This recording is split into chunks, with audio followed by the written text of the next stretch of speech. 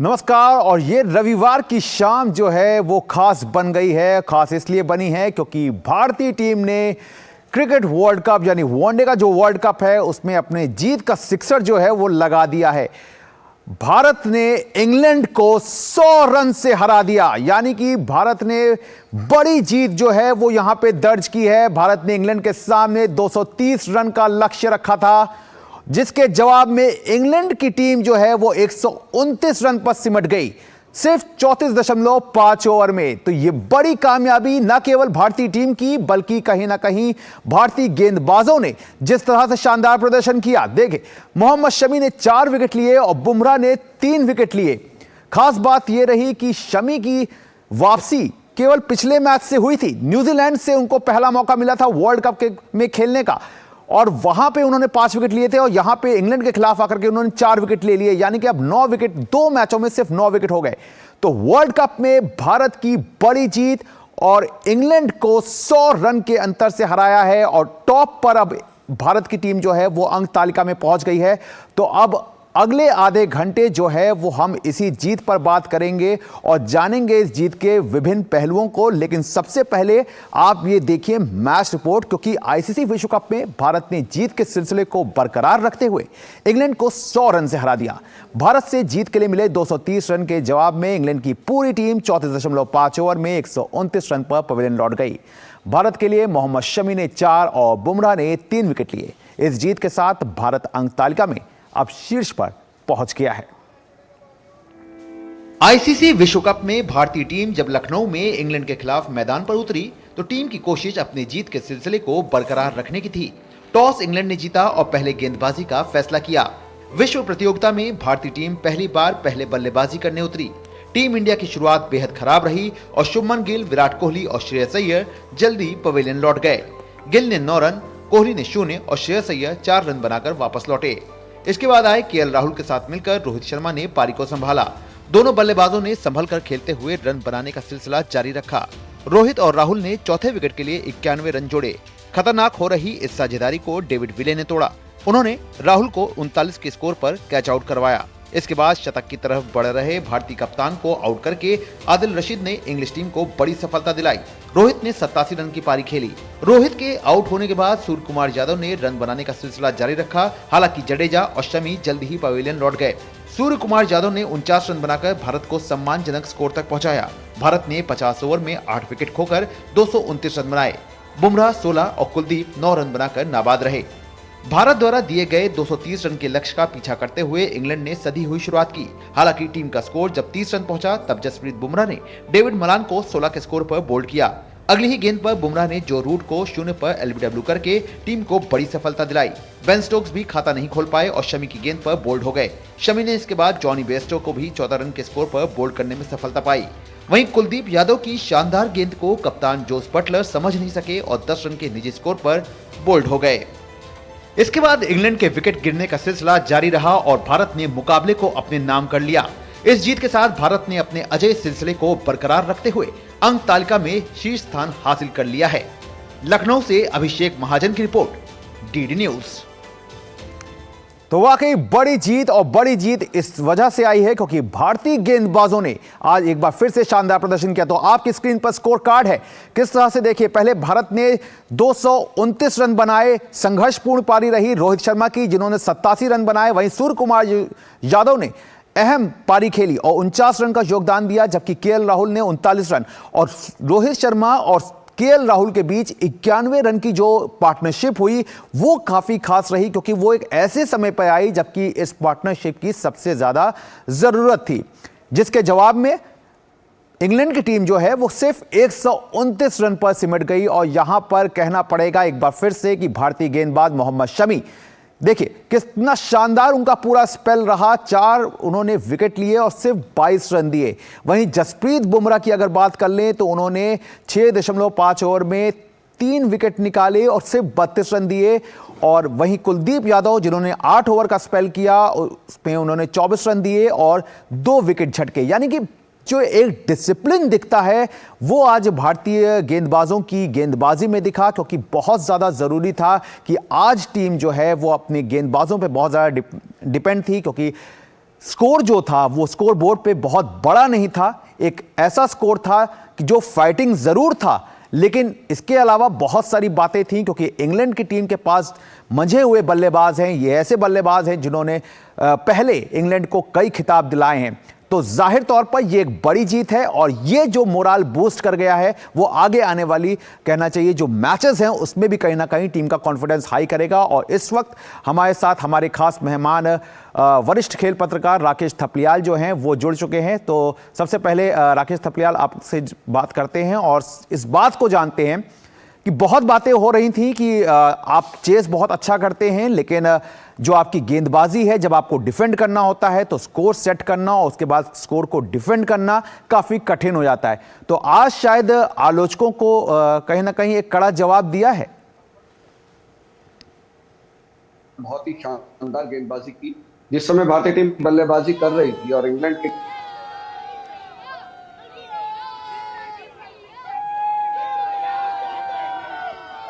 जी राकेश।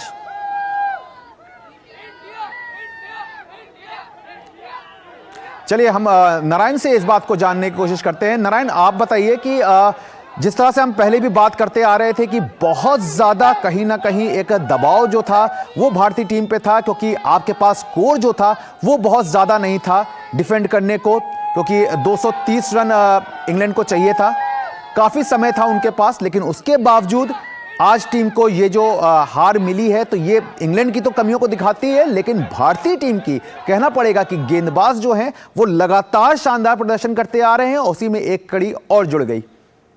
गौरव, बिल्कुल एक champion team की तरह भारत ने खेला। देखो, बड़ी टीमें वो होती हैं जो हर परिस्थिति में जीतती हैं, और जिस तरह से भारत ने आज दिखाया कि एक बड़ा टोटल नहीं था बोर्ड पे, लग रहा था कि शायद इंग्लैंड आज यहाँ पर कुछ करेगी और ये मैच निकाल लेगी। जिस तरह का प्रदर्शन, एक ऑलराउंड प्रदर्शन कहेंगे, क्योंकि अगर देखिए तो इतना आसान भी नहीं था विकेट खेलने के लिए, और एक टोटल जो था एक रिस्पेक्टेबल टोटल था जो उसके बाद। लेकिन जो हमारे गेंदबाजों ने जो एक डिसिप्लिन दिखाया अपने अटैक में, वो काबिल तारीफ था। सबसे इंपॉर्टेंट बात ये लगी कि कहीं भी ऐसा नहीं लग रहा था कि 229 रन बना के भारतीय टीम ने अपना संयम खो लिया है। वो अपना एक जो प्लान था उस पर रहे, और जिस तरह से तारीफ करनी होगी कप्तान रोहित शर्मा की, उन्होंने लगातार अटैक किया, एक अटैकिंग बॉलिंग करवाई अपने गेंदबाजों से, और उस पर पूरे खरे उतरे जसप्रीत बुमराह और मोहम्मद शमी। और तारीफ करनी होगी मोहम्मद शमी की, जिनको कि शुरुआती मैचों में ड्रॉप किया था और 2 मैचों में उनके इस वर्ल्ड कप में 9 विकेट हो गए। और देखें तो वर्ल्ड कप में टोटल 13 मैचों में उन्होंने 40 विकेट ले लिए। तो यहां से तो मुझे लगता नहीं कि ये खिलाड़ी यहां से ड्रॉप होने वाला है, और किसी भी चाहे कोई भी परिस्थितियां हो, चाहे विकेट कैसा भी हो, मोहम्मद शमी ने वो दिखा बिल्कुल दिया। नारायण, यहां से मोहम्मद शमी का जो रिकॉर्ड है वो लगातार आगे बढ़ेगा। और हमारे साथ एक बार फिर से हमारे खास मेहमान राकेश थपलियाल जुड़ गए हैं। तो राकेश, जैसे आपने पहले भी बात की कि जिस तरह से बहुत सारी बातें जो थी वो जो कहना चाहिए, हम लोग जिसे कहते हैं कि आउट ऑफ द स्टेडियम जो नॉइज रहती है वो बहुत ज़्यादा थी, कि भारत जो है वो चेज बहुत अच्छा करता है, लेकिन जब स्कोर सेट करने की बात हो, जब टारगेट सेट करने की बात हो, तो वहां पर कहीं ना कहीं कंफ्यूजन की स्थिति रहती है। वहां पे आपको देखना होगा कि किस तरह से आप अपने स्कोर को डिफेंड करते हैं। तो यहां पर कहना पड़ेगा कि आज ये जीत जो है वो कहीं ना कहीं एक करारा जवाब है। देखिए, ये दिखाता है कि हमारी टीम एक बहुत ही वेरी वेल बैलेंस्ड टीम है, कि जब जरूरत पड़ी बल्लेबाज बल्लेबाजी करते हैं और जब जरूरत पड़ी तो गेंदबाजों ने यहाँ पर अपना दमखम दिखाया। आज हमारी गेंदबाजी की बड़ी करीब परीक्षा का समय था। पिच में थोड़ी मदद जरूर थी तेज गेंदबाजों के लिए, लेकिन उसका फायदा तभी उठाया जा सकता है जब आप विकेट टू विकेट सही लाइन और लेंथ की गेंदबाजी करें। तो हमारे जो तेज गेंदबाज हैं और साथ में स्पिनर हमारे कुलदीप यादव ने जिस तरह की गेंदबाजी की, तो एक पूरा गेंदबाजी यूनिट जो है हमारा वो बेहतरीन रहा, और इसका फायदा हमें मिला। मैं दिल्ली के प्रेस क्लब में बैठ के पहली इनिंग देख रहा था और मैंने वहां कह दिया था कि भाई ये टीम 150 रन पार नहीं कर पाएगी इंग्लैंड की। अगर हमारी टीम 229 बना रही है तो ये 150 रन भी नहीं बना पाएंगे, क्योंकि हमें अपने गेंदबाजों पे भरोसा है। जिस तरह की फॉर्म में मोहम्मद शमी चल रहे हैं, जिस तरह के वो गेंदबाज हैं, उनको शुरू से ना खिलाकर बहुत बड़ी गलती की गई। टीम के सबसे अनुभवी गेंदबाज हैं वो, और उनको विश्व कप के पहले मैच से खिलाया जाना चाहिए था।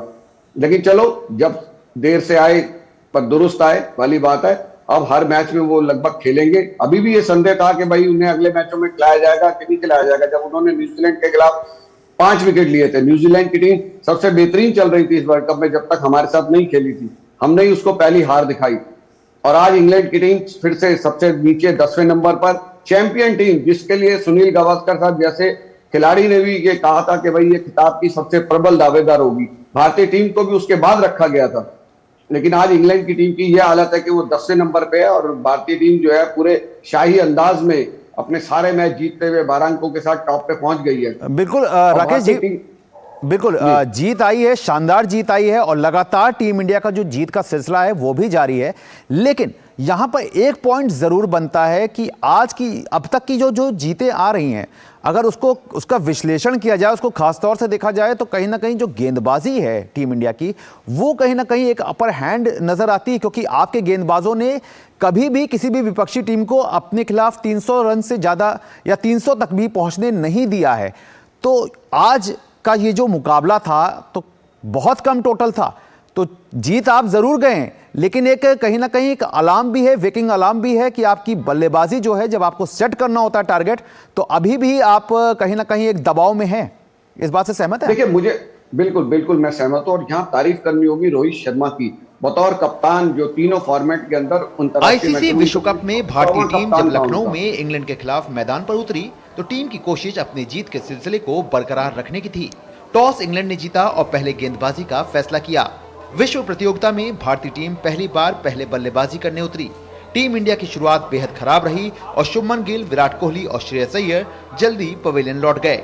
गिल ने 9 रन, कोहली ने 0 और श्रेयस अय्यर 4 रन बनाकर वापस लौटे। इसके बाद आए केएल राहुल के साथ मिलकर रोहित शर्मा ने पारी को संभाला। दोनों बल्लेबाजों ने संभल कर खेलते हुए रन बनाने का सिलसिला जारी रखा। रोहित और राहुल जी राकेश, आप अपनी बात को कंटिन्यू करिए। किस तरह से देखते हैं? जी मैं ये कह रहा था कि देखिए, इस मैच में हमें रोहित शर्मा की कप्तानी की भी तारीफ करनी होगी। बतौर कप्तान रोहित शर्मा को वो सम्मान नहीं मिल पा रहा जो उनको मिलना चाहिए। बहुत ही चतुराईपूर्ण उनकी कप्तानी थी। ये बतौर कप्तान तीनों फॉर्मेट में उनका 100वां मैच है एक कप्तान के रूप में, और 100 रन से आज हम यहाँ पर मुकाबले को जीतने में सफल रहे हैं। उसमें उनकी जो 87 रन की पारी है उसका बहुत बड़ा योगदान रहा है। बहुत समझदारी के साथ उन्होंने बल्लेबाजी की। ये जरूर है कि बाकी के जो दूसरे बल्लेबाज हैं वो एक ऐसे मौके पर जब हवा में शॉट खेलने की जरूरत नहीं थी तो वो कैच देकर आउट होते रहे। ये थोड़ा सा हमारे बल्लेबाजों को समझना होगा, जिसमें सूर्य कुमार यादव भी। रन आपने जरूर बनाए, लेकिन आपको अपनी विकेट थ्रो नहीं करनी है। अंत तक आपको संघर्ष करना चाहिए था।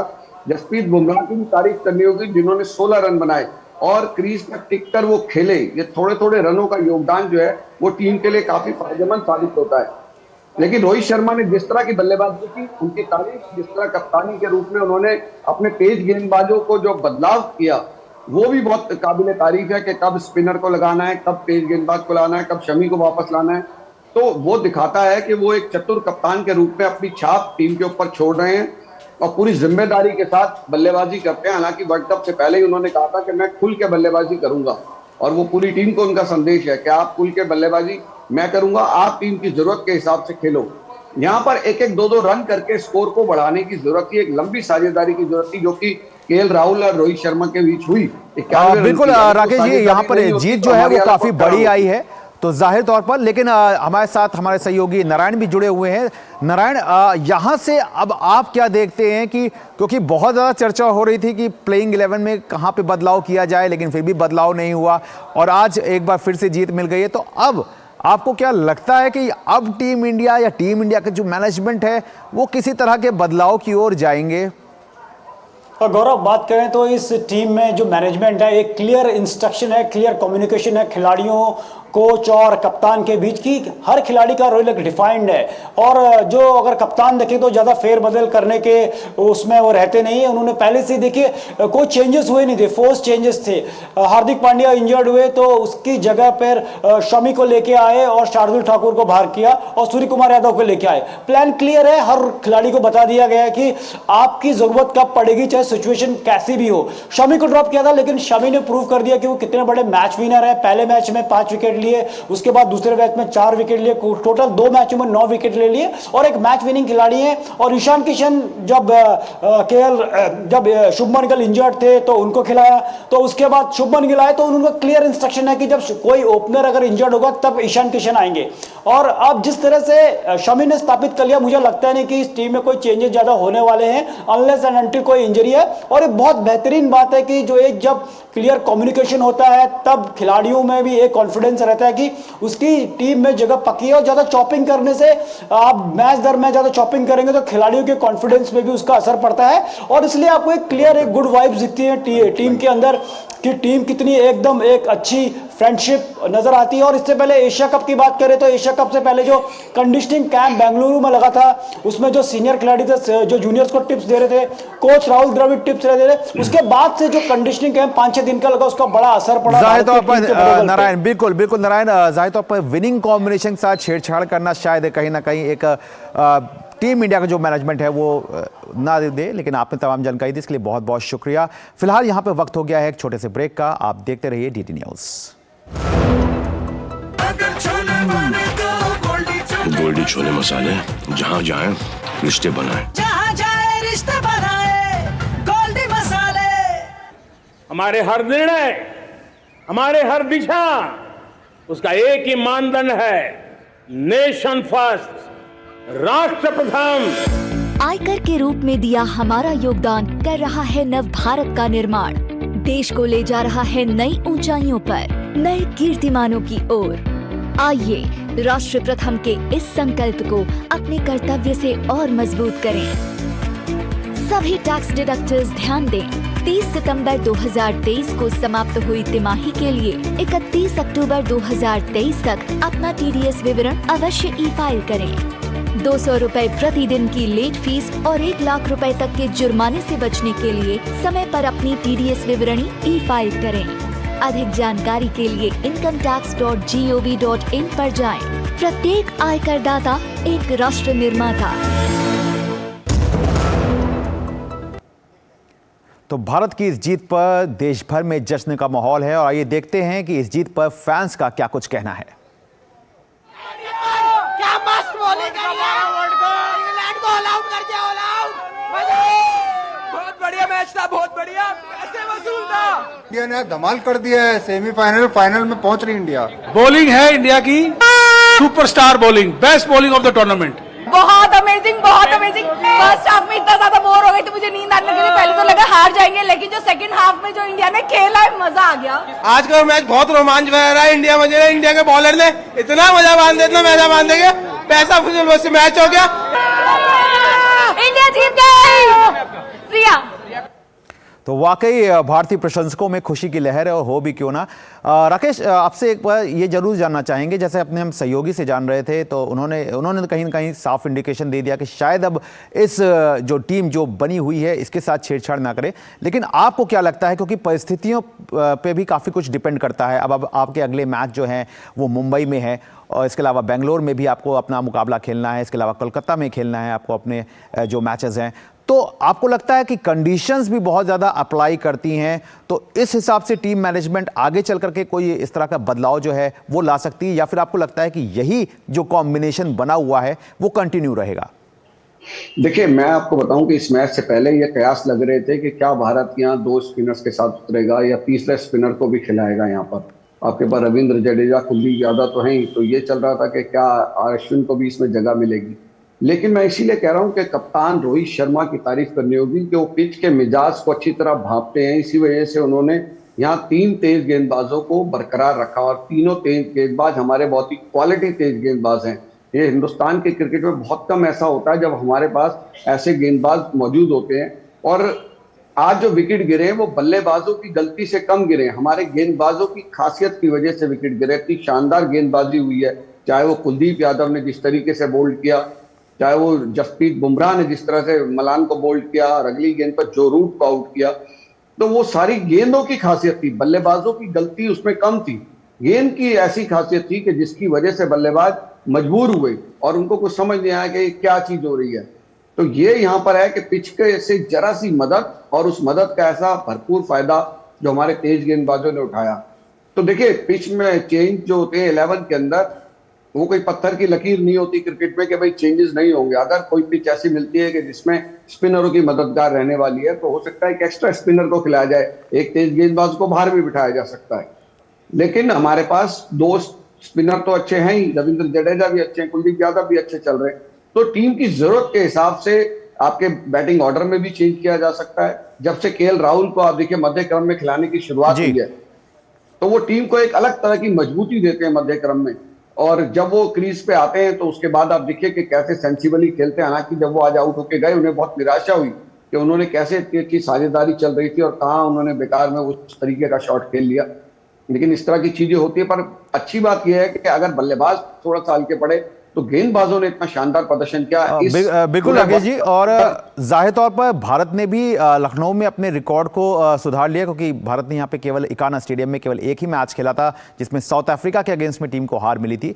लेकिन यहाँ पर सवाल ये है कि आपने बेहतरीन खेला है, शानदार प्रदर्शन किया है।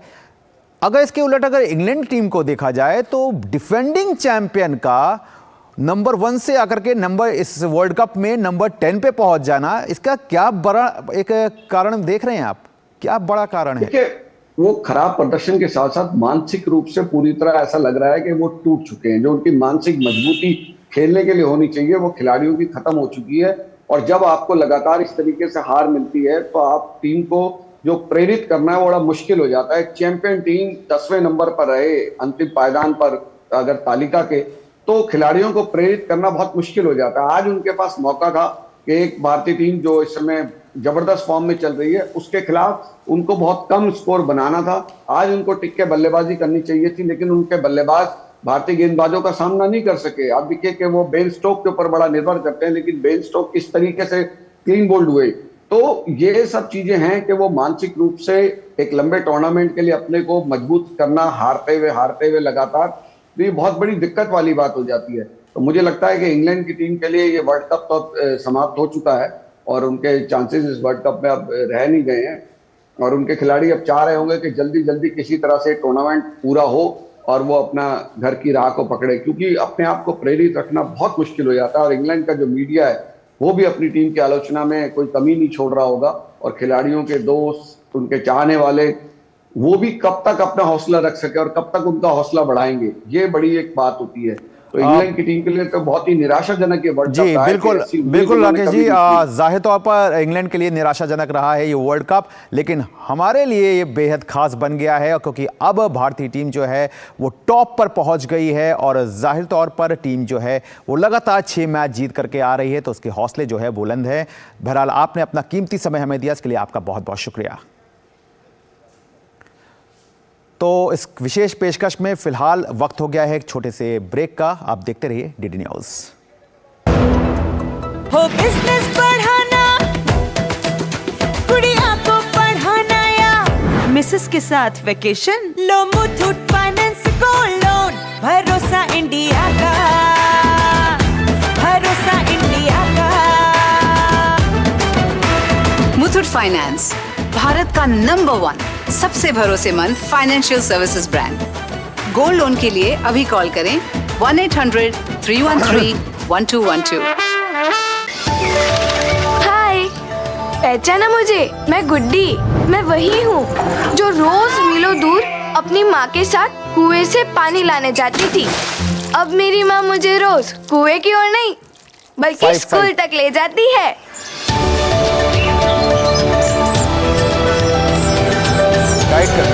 अरे किधर को चली सवारी? कुएं की तरफ तो नहीं? अरे नहीं नहीं सरपंच दीदी, मोदी जी के प्रयास से कुएं पर जाना हुआ बीता हुआ कल। अब तो है हमारे यहाँ नल से शुद्ध जल। बिल्कुल सही। प्रधानमंत्री नरेंद्र मोदी जी हमारी परेशानी समझकर इतना बड़ा काम तेजी से पूरा करवा रहे हैं। तभी तो हर घर में नल से शुद्ध जल आने से गांव की सभी बहनों और बेटियों को रोज पानी सर पर ढोकर लाने की परेशानी से मुक्ति मिली है। हाँ। और साथ ही बीमारियां भी बहुत कम हुई हैं। वाह दीदी।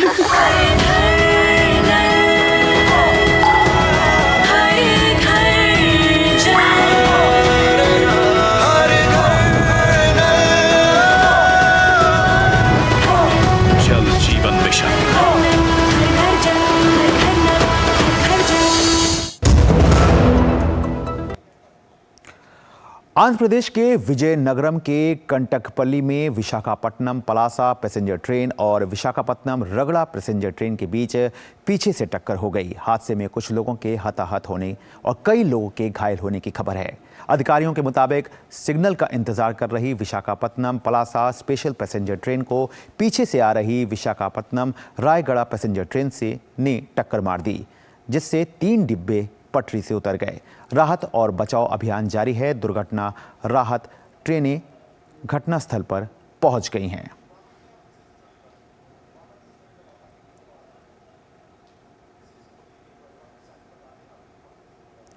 और एक बार फिर से आपको हम बता देते हैं कि आंध्र प्रदेश के विजयनगरम के कंटकपल्ली में विशाखापट्टनम पलासा पैसेंजर ट्रेन और विशाखापट्टनम रगड़ा पैसेंजर ट्रेन के बीच पीछे से टक्कर हो गई। हादसे में कुछ लोगों के हताहत होने और कई लोगों के घायल होने की खबर है।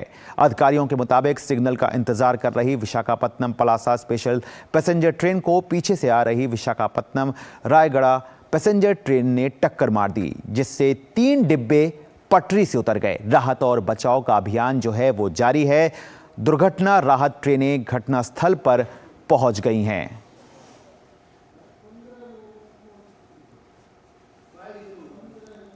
तो ये तस्वीरें जो हैं वो आप देख सकते हैं। राहत और बचाव अभियान जो है वो जारी है। दुर्घटना की जो राहत ट्रेनें हैं वो घटनास्थल पर पहुंच चुकी हैं।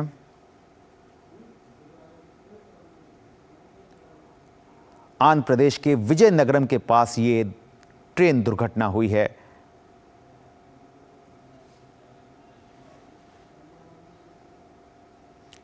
तो तेजी से राहत और बचाव का जो कार्य है वो भी जारी है और दुर्घटना राहत ट्रेनें जो हैं वो घटनास्थल पर पहुंच चुकी हैं, जहां पर आप सीधी तस्वीरें जो हैं वो भी आपकी स्क्रीन पर जो है वो देखने को मिल रही है कि बचाव कार्य जो है वो पूरी तेजी के साथ किया जा रहा है।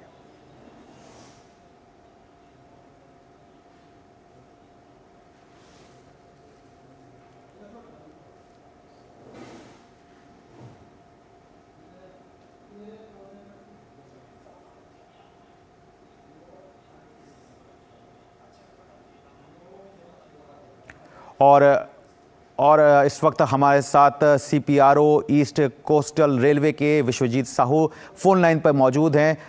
आपसे ये जानना चाहेंगे कि कितने बजे की ये घटना है और साथ ही साथ अब किस तरह का बचाव कार्य जो है वो इस पूरे अभियान में अब लगाया गया है और क्या कुछ वहाँ से निकल कर के सामने क्या जान माल का किस तरह के नुकसान की खबर सामने आ रही है? अभी हमारे पास जो इन्फॉर्मेशन है उसमें विशाखापट्टनम पलासा पैसेंजर एवं विशाखापट्टनम रायगढ़ पैसेंजर, इसमें कुछ सिग्नल ओवरशूटिंग जो होता है कभी, ये प्रिलिमिनरी इंक्वायरी में मुझे ह्यूमन एरर का हमें समझ आ रहा है। इसमें 2 कोचेस जो है विशाखापट्टनम पलासा के वो डिरेल हुए हैं और पीछे का जो विशाखापट्टनम रायगढ़ है उसमें 1 कोच या 1 इंजन का डिरेलमेंट का खबर आया है। इसमें अभी हम लोग रेस्क्यू ऑपरेशन पे फोकस कर रहे हैं। जो DRM वॉल्टेयर हैं, जो DRM विशाखापट्टनम में है, उनकी टीम वहाँ पहुंच चुकी है। जो विजयनगरम में है उनकी टीम पहुंच चुकी है और यहाँ से जनरल मैनेजर भुवनेश्वर से भी निकल चुके हैं। हमारे वहाँ पे accident relief train, accident relief medical equipment के सब वहाँ पे जाके पहुंच चुके हैं। और रायगढ़ विश्वजीत जी, हालांकि अभी ये जल्दबाजी होगी लेकिन फिर भी ये जरूर जानना चाहेंगे कि क्या एक बड़ी वजह आपको सामने देखने को मिल रही, किस वजह से ये दुर्घटना हुई है? ये सिग्नल ओवरशूटिंग जो रीजन समझ में आ रहा है। अभी हमारे पास इंक्वायरी होने से ही हम लोग टेक्निकली बता सकते हैं। उसमें ज्यादा इंक्वायरी होने से ही टेक्निकल समझ में आएगा जी। और कितने लोगों के घायल होने की खबर है? वर्तमान हमारे पास अवेटिंग है। ये नंबर हमारे पास ऑफिशियली देने के लिए जब आएंगे तभी हम लोग आपको देंगे। तो अब किस तरह के जो बचाव अभियान है उसमें किस तरह से बचाव कार्य को तेजी लाने के लिए किस तरह के प्रयास किए जा रहे हैं? हाँ, इसमें हम लोग लोकल एडमिनिस्ट्रेशन और वहाँ के लोकल जो रेसिडेंट हैं वो सभी का हेल्प लेके हम लोग कोशिश कर रहे हैं। इसमें रेस्क्यू ऑपरेशन में कंप्लीट फोकस कर रहे हैं। इसमें हमारे रिलीफ ट्रेन होते हैं एक्सीडेंट के लिए, स्पेशली ये डिजाइन होते हैं, तो इनको हम लोग यूज कर रहे हैं। 120 टन के क्रेन है, उसको यूज किया जा रहा है। जाहिर तौर पर ये टक्कर जिस तरह से हुई है, तो अब उस रूट पर किस तरह से जो बाकी ट्रेनों का जो संचालन है उसके लिए किस तरह की व्यवस्था की जा रही है या किस तरह के प्रयास अब सामने हैं? हाँ जी, बाकी ट्रेन जो है ये मेन लाइन है, तो उसमें बाकी ट्रेन जो अभी कंट्रोल होने शुरू हो जाएंगे, इसका इंफॉर्मेशन मैं आपके थ्रू से पब्लिक को पहुंचाता रहूँगा। जी हाँ, हम अपनी स्क्रीन पर हेल्पलाइन नंबर भी देख पा रहे हैं कि जो ज़रूरी हेल्पलाइन नंबर है उस पर भी संपर्क कर सकते हैं। तो जाहिर तौर पर आप लोग की तरफ से प्रयास हो रहे हैं। चलिए, बहुत बहुत शुक्रिया, आपने अपना समय दिया। तो आंध्र प्रदेश के विजयनगरम में आपस में 2 यात्री ट्रेनें जो हैं वो टकरा गईं, जिसके बाद ये दुर्घटना हुई। तो इस खबर में फ़िलहाल इतना ही, लेकिन इस जो खास पेशकश ये थी वर्ल्ड कप को लेकर के, इसमें टीम इंडिया का जो रफ्तार है वो लगातार आगे बढ़ रही है और हमने देखा कि किस तरह से टीम इंडिया ने आज जीत का जो है वो सिक्सर लगा दिया और अब टीम जो है वो बढ़े हुए और भी ज़्यादा मनोबल के साथ अब 2 तारीख को श्रीलंका के खिलाफ वानखड़े में उतरेगी। बहरहाल इस खास पेशकश में फ़िलहाल इतना ही। हमारी पूरी टीम को दीजिए इजाज़त। नमस्कार।